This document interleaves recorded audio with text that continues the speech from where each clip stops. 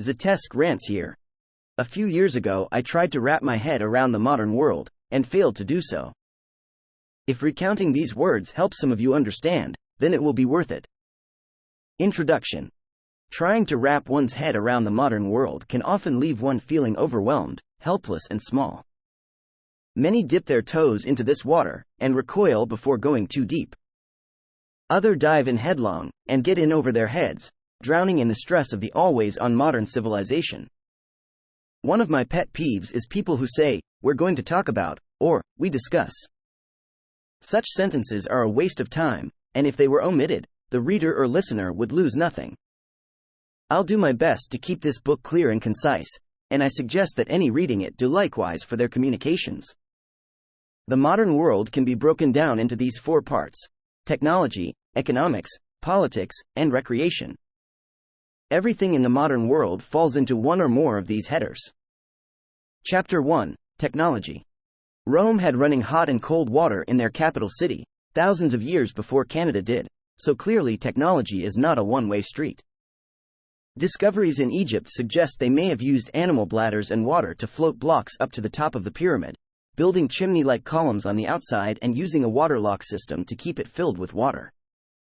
Sandstone is easier to shape when wet, and any buoyant object introduced into a column of water will float to the top without outside interference. The Sahara Desert at one point was wet, teeming with human and animal activity, and saw the rise of powerful empires, before the shifting sands and shrinking Lake Chad made it impossible for the vegetation to survive. We can learn much from the discarded engineering and science of the ancient past, but the technology most modern people are familiar with is limited to computers, televisions, satellites, and vehicles. If Edison and Tesla never had their electric corporation duel, perhaps the world would have shifted to alternating current much sooner than it did.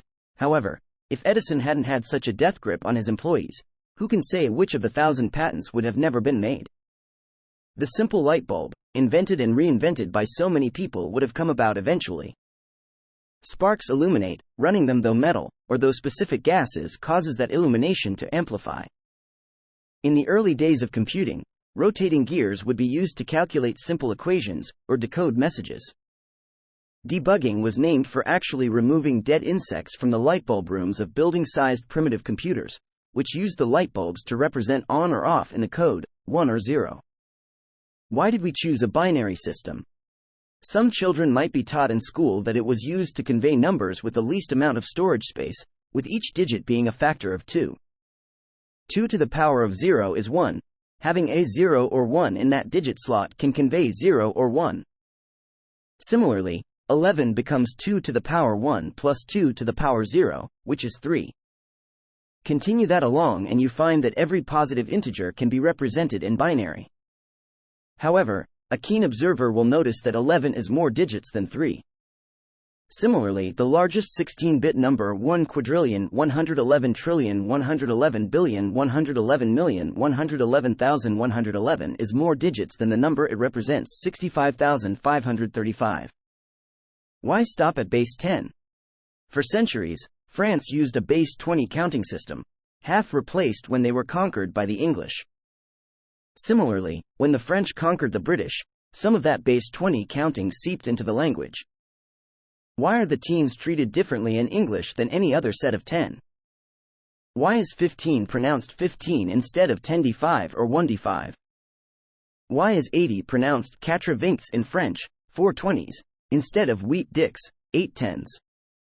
If you go beyond those two languages, you find others with base 12 counting systems, or other base numbering systems. The decimals we are all so used to with 5 plus 5 equals 10 are completely arbitrary, and if we were starting from scratch, we would probably pick a higher number for a base. 5 plus 5 could just as easily equal x, then 5 plus 5 plus 1 equals y.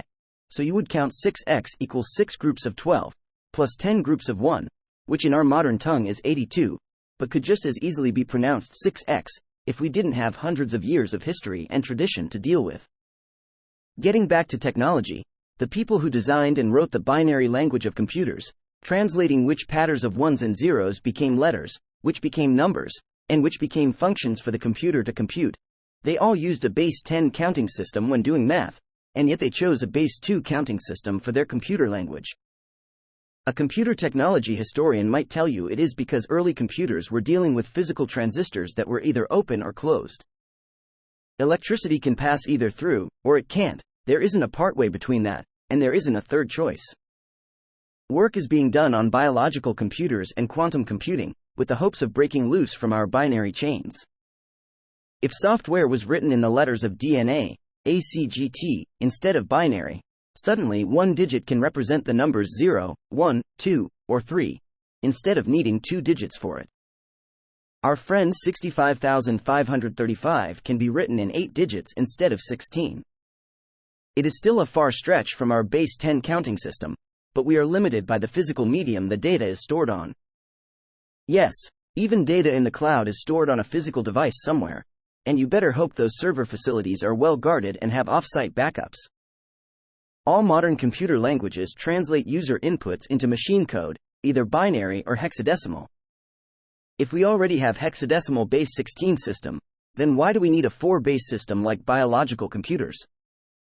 The answer is hexadecimal is still translated into binary when the computer is actually reading or writing data to physical hardware. If you were taken 300 years in the past, and could take anything you wanted from the modern world, what would you take to help them advance technology faster than they historically did? A cell phone that doesn't work because there are no satellites or outlets? Maybe a solar panel, if you know how to harness the electricity that comes out to do anything with it. The sad fact is the majority of the population would be completely powerless to help advance science hundreds of years ago. We can all aspire to those few who are able to do more than us. We cannot all be the man in Africa who taught himself how to build a wind power generator and used it to give electricity to his entire village. We are not all as intelligent as Da Vinci, or as Wozniak, or Imhotep. Most of us struggle with our day-to-day lives, and don't have the mental energy to put into research and design. However, if we change the hypothetical slightly, we could easily make a difference.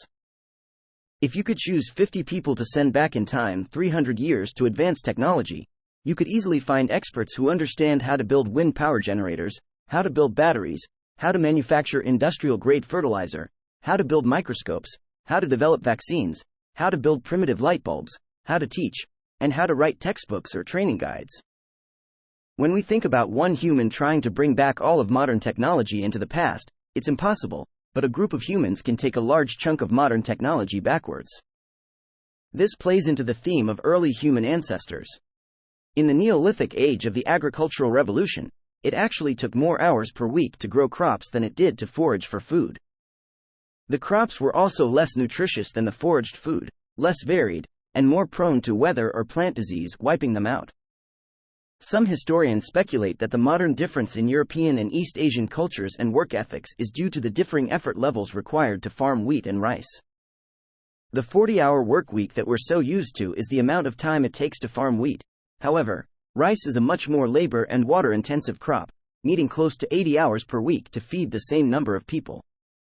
If everyone you knew, and everyone they had ever known, and everyone you had heard about were all working 80-hour weeks to feed themselves, and you were raised in that expectation from birth, then it wouldn't seem as cruel or back-breaking.